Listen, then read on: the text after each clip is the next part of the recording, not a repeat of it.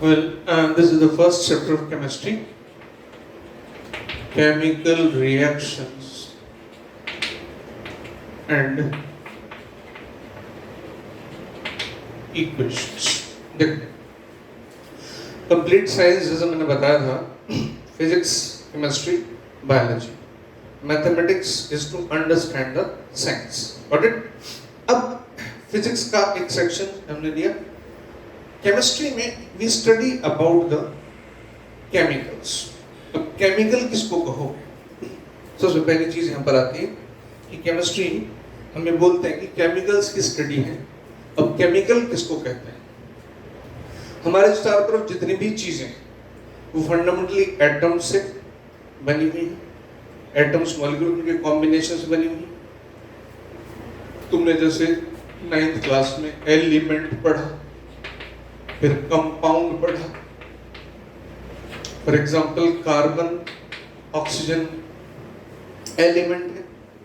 ये दोनों मिलके CO2 बना सकते हैं, CO भी बना सकते हैं. एक से ज्यादा एटम अगर इकट्ठे हो जाएं तो कंपाउंड कहलाता है. अब इनके बनने की जो प्रोसेस,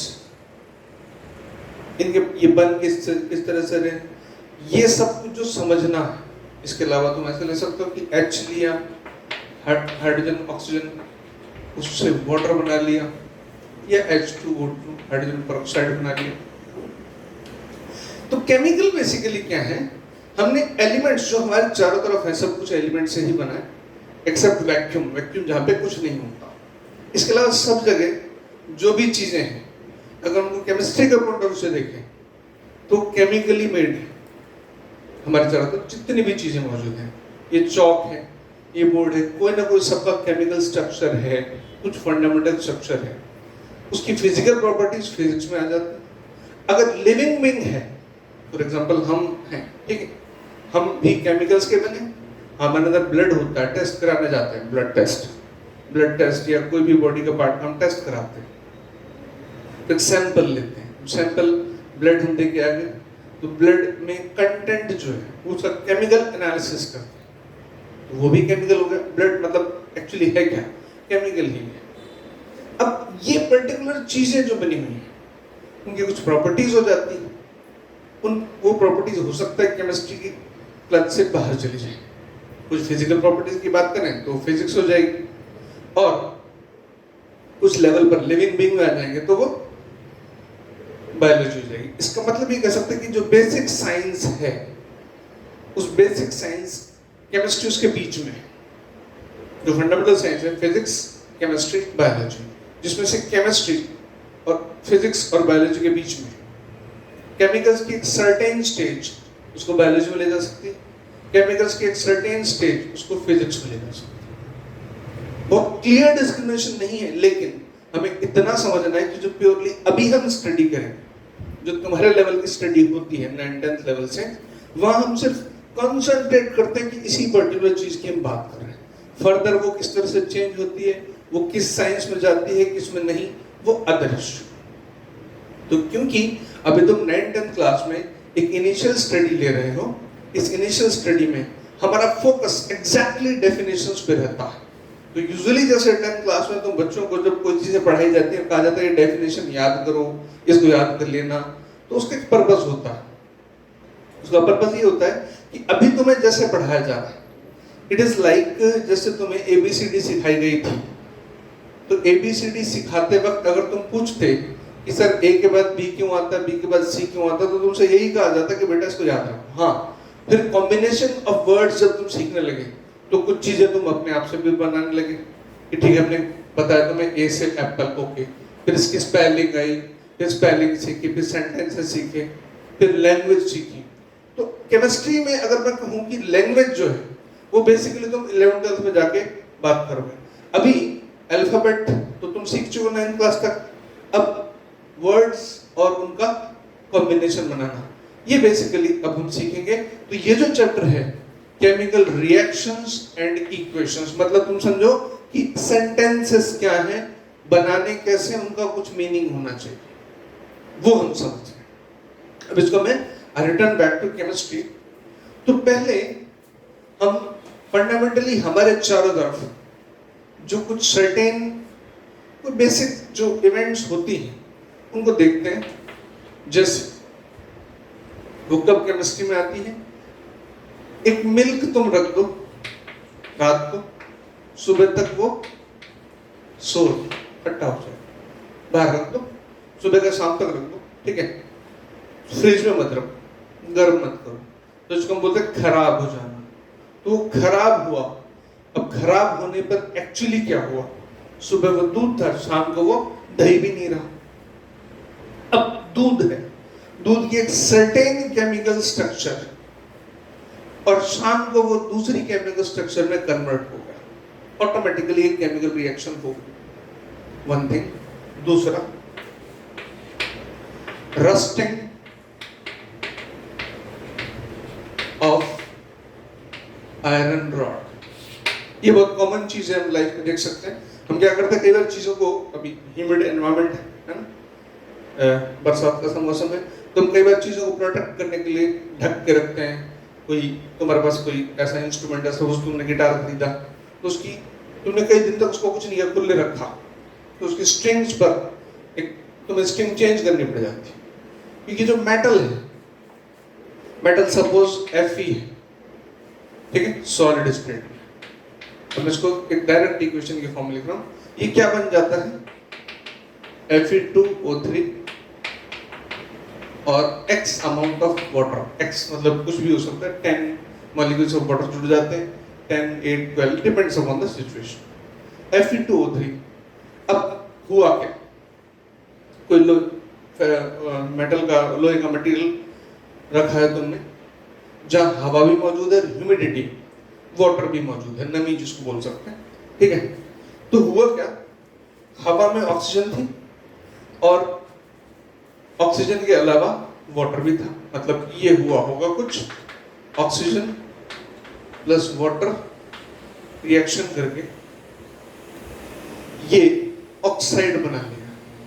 ऑक्साइड बना करके जैसे अब Fe यानी कि आयरन किसमें बदल गया, Fe2O3। ये जो रस्टेड आयरन होता है, ये ऑक्साइड होता है एक्चुअली, इसका कलर ऑलमोस्ट रेड सा हो जाता है, वो ऑक्साइड बन जाता है, और वो अब हमारे उस यूज का नहीं रहता, उसको रस्टिंग बोल देते हैं। तो रस्टिंग बेसिकली अगर हम केमिस्ट्री के पॉइंट ऑफ व्यू से देखें तो ऑक्सीडेशन है, मतलब ऑक्सीजन आकर के ऐड हो जाती है। और सिंपल एग्जांपल देखिए, भाई चाय बनते देखते हो, ठीक है,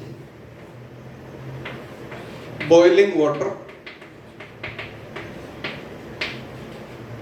वाटर में प्लस टी डाल देते, चाय पत्ती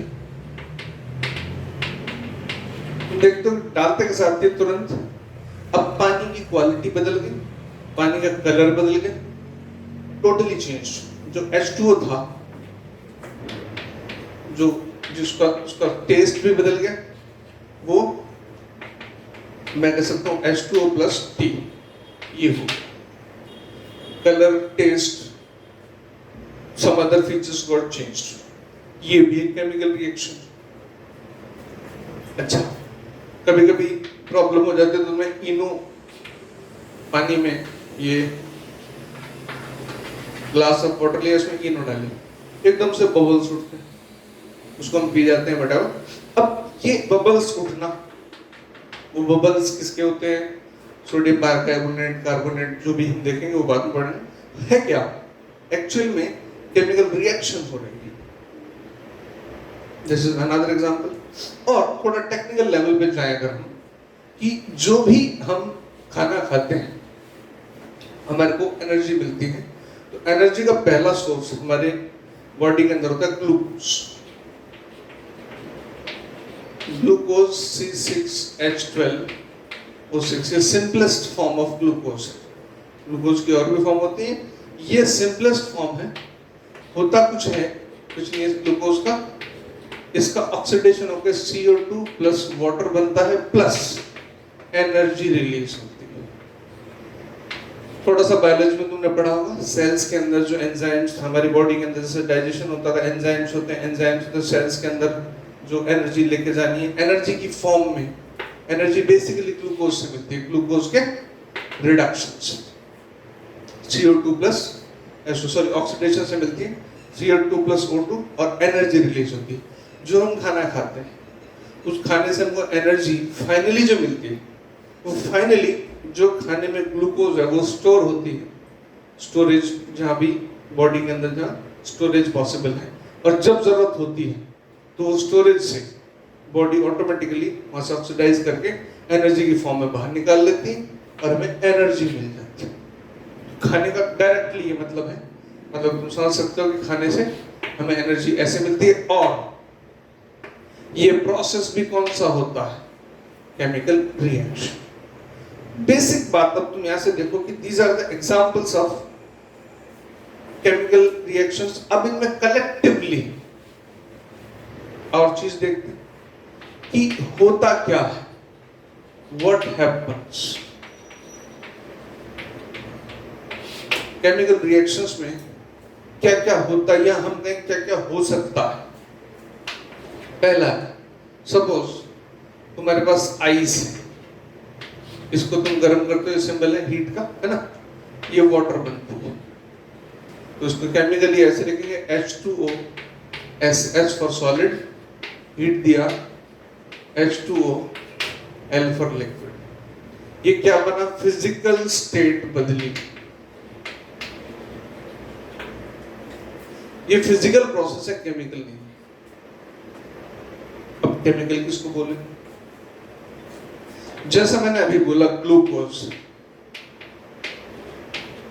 इसी तरीके से CO2 प्लस H2 में बदल दिए, प्लस एनर्जी रिलीज हुई। या इसका उल्टा जो प्लांट्स में होता है, प्लांट्स क्या करते हैं, H2O प्लस CO2 लेके ग्लूकोज बनाते हैं और ऑक्सीजन रिलीज करते हैं। ठीक, अब और सिंपल।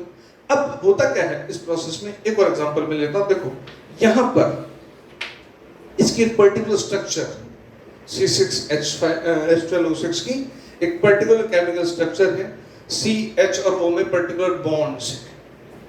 यहां CO2 H2O ये नए तरह के बॉन्ड्स, यहां पर अलग तरह के बॉन्ड्स होंगे, फिर वापस केमिकल बॉन्डिंग। अब बेसिक बात समझो, केमिस्ट्री में क्या होता है, केमिस्ट्री में कब केमिकल रिएक्शन किसको बोलेंगे कि पुराने बॉन्ड या तो टूटे या उनका फॉर्मेशन नए तरीके से होना चाहिए। पुराने बॉन्ड टूट के नए बॉन्ड्स बनते हैं या टोटली टूट भी जाए। कहानी है बॉन्डिंग की। एक और एग्जांपल लेता हूं जहां पे अच्छे से तुम्हें बात समझ में आ गई बॉन्डिंग की। सॉलिड आइस से वाटर में कन्वर्जन एक फिजिकल प्रोसेस था। ये जो है, हालांकि इसमें भी ऐसा हो सकता है कि मान लो ये सॉलिड फेज में है और यहाँ गैस प्लस लिक्विड में कन्वर्ट हो जाए, ग्लूकोज सॉलिड में हो सकता है, डेफिनेटली हम उसको फ्रीज कर लें। फिजिकल स्टेट यहाँ भी चेंज हो सकता है, लेकिन यहाँ पे बॉन्ड ब्रेकेज होना जरूरी है। हमने जो पहले एग्जांपल लिया था H2O सॉलिड से, मतलब बर्फ का वाटर में बदलना, वहां सिर्फ फिजिकल चेंज था, बॉन्ड में कोई चेंज नहीं आया था। दोनों केसेस में आइस को भी H2O लिखेंगे और वाटर को भी H2O लिखेंगे, लेकिन यहाँ बॉन्ड जो है केमिकल बॉन्ड्स वो ब्रेक हो, तब वो प्रोसेस किस में आ गई, केमिकल रिएक्शन। सपोज हम लेते हैं N2O4, ये गैस है जो कि कलरलेस, ये NO2 जो कि ब्राउन कलर की एक गैस है। अगर इसको हीटअप करें तो ये हो जाता है। ये समझना आसान है इसलिए मैं एग्जांपल दे रहा हूँ, इसको बड़े आराम से हम समझ सकते हैं। N2O4 इसका स्ट्रक्चर कुछ ऐसे होता है, N ये double bond O, double bond O, single bond, coordination bond बोलते हैं, बाद में समझाऊंगा उसको, ठीक है। ये ऐसे होता है और NO2 जो होता है वो ये होता है। अब ध्यान से देखो, ये कितने बनेंगे, डेफिनेटली 2 बनने चाहिए। होता क्या है, जब हीटअप करते हैं तो यहां से ये N N के बीच में बॉन्ड ब्रेक हो जाता है। बॉन्ड ब्रेक होके ये 2 सेपरेट हो गए, एक इधर एक इधर, ये 2 NO2 मॉलिक्यूल्स बन जाते हैं। और अब यहां पर एक और बात समझो कि ये कलरलेस था और ये ब्राउन हो गया। अब मैंने कहा देखो, एक फिजिकल स्टेट भी बदल सकती है, उसका कलर भी बदल सकता है, ये 2 बातें हो गई। तीसरी एक चीज हो सकती है कि सपोज यहां पे हीट हमें देनी पड़ी किसी प्रोसेस में, जैसे पानी के अंदर तुम कास्टिक सोडा डालो तो बॉयल अप होता है, हीट जनरेट होती है, तो हीट निकल भी सकती है, हीट एब्जॉर्ब भी हो सकती है, एक्सोथर्मिक एंडोथर्मिक, लेटर हम इन टर्म्स पर आएंगे। तो अब ये तीसरी बात हो गई। एक और बात करते हैं हम, एक और एग्जांपल लेते हैं। व्हाट हैपेंस, एक्चुअली अभी हमारा टॉपिक वही चल रहा है, व्हाट हैपेंस। अब एक चीज देखो, तीसरी बात, 4th पॉइंट, ये मैग्नीशियम रिबन है। इसका एग्जांपल इसलिए लिया जाता है अक्सर बुक्स में क्योंकि मैग्नीशियम रिबन जो है तो मैं लैब में बड़ी आसानी से मिल जाएगा। ये बर्निंग फ्लेम है, ये बर्नर है और ये फ्लेम है। हम इसको यहां पे लेके आते हैं, तो यहां पर मैग्नीशियम बर्नर के पास जलता है, जलने को बाद में हम समझेंगे कि ऑक्सीडेशन होता है एक्चुअली। ये जलता है और MgO बना देता है, मैग्नीशियम ऑक्साइड। अब और ये जो मैग्नीशियम ऑक्साइड है ये व्हाइट पाउडर बनता है। अब मैग्नीशियम में मेटल है, वो तो मेटल के कलर का होता है, शाइनिंग कलर। ऑक्साइड बन के ऑक्सीजन से इसको जलाया, जलाने में क्या किया इसने, यहाँ से हीट एनर्जी मिली, ऑक्सीजन से जुड़ के MgO बना दिया, और MgO क्या है, व्हाइट पाउडर, राइट। अब यहां तक जो बात हमने की उसमें हम कलेक्टिवली ये कह सकते हैं कि एक केमिकल रिएक्शन जो है उसमें आउटर लेवल पे जो क्या क्या हो सकता है। पहली बात, change in state plus bonding. खाली चेंज इन स्टेट नहीं होना चाहिए, वो फिजिकल रिएक्शन हो जाएगा। Change in state plus bonding. दूसरा, change in colour. N2O4 colourless था, ब्राउन में कन्वर्ट हो गया। बहुत सारे और एग्जांपल्स हम देखेंगे और तुमने कुछ लैब में भी देखा होगा। कलर चेंज तो बहुत कॉमन है, जैसे पानी में चाय पत्ती डाली, कलर रेड जैसा हो जाता है। चाय पत्ती ब्लैक होती है, पानी कलरलेस बट ऑलमोस्ट रेडिश हो जाता है। तीसरी पॉसिबिलिटी जो हो सकती है वो है change in temperature.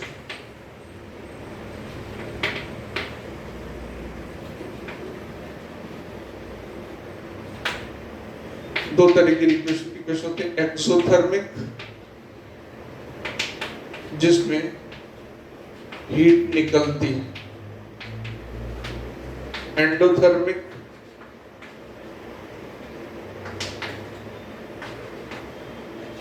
Heat absorb होती है।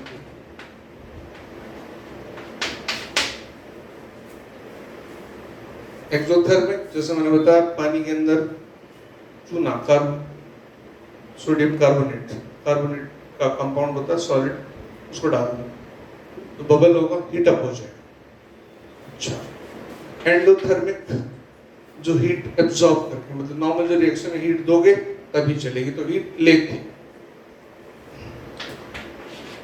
चौथी पॉसिबिलिटी जो है वो क्या है, प्रेसिपिटेशन और लिक्विफिकेशन। ये बात देखेंगे, राइट। ये बेसिक बात होती है। इसके बाद मैं एक और टाइप लेता हूं,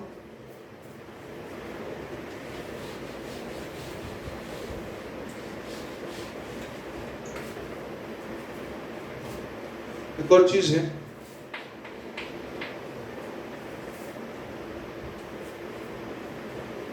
lead nitrate. Plus potassium iodide. देखो ये Pb प्लस 2 NO4 माइनस, ये किस में कन्वर्ट होता है K प्लस I माइनस। इससे ये प्लस Pb प्लस I2 से मिलता है PbI2 lead iodide.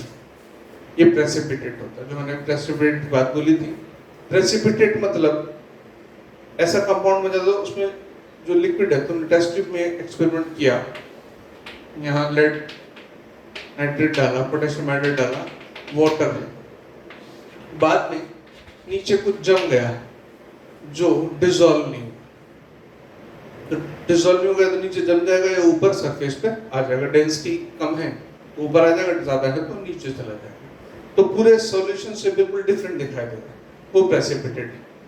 Otherwise ionic form में था पहले पोटेशियम आयोडाइड, अलग से तुम रखोगे तो डिसॉल्व हो जाएगा। ये कुछ बेसिक चीजें जो केमिकल रिएक्शन के होने का, मैंने व्हाट हैपेंस का आंसर दिया, ये सब कुछ चेंजेस बाहर से देखने पर जो एक हम एक्सटर्नल ऑब्जर्वेशन कर सकते हैं, तो ये चेंजेस पॉसिबल, राइट।